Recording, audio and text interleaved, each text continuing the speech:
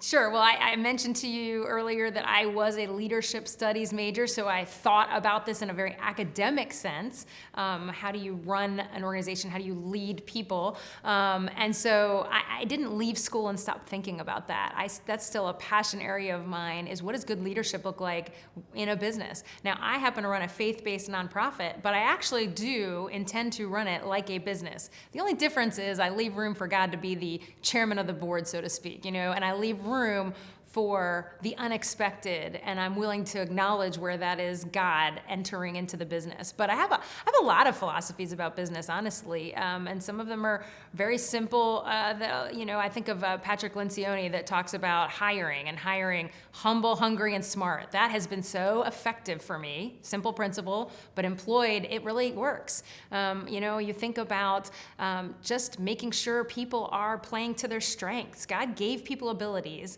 and if you can put them where they can use the things that God has given them that they are good at, if you can continuously refine someone's job on your team to reflect the way they're wired to do things, you're going to have greater impact. So I have lots of pieces and principles that I think have helped make a successful organization over a period of years, and I'm always looking and always reading to refine those.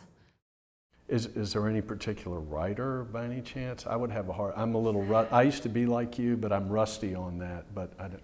I would say I really draw from several, so I wouldn't name one that I think has all the answers, but I mentioned Patrick Lencioni. I get a lot from him.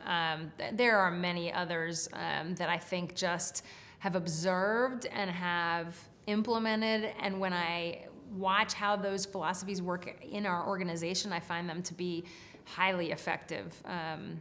Good to Great. There's just these books that are sort of, they're a little legendary in sort of the how to run a business, but for a reason that they work.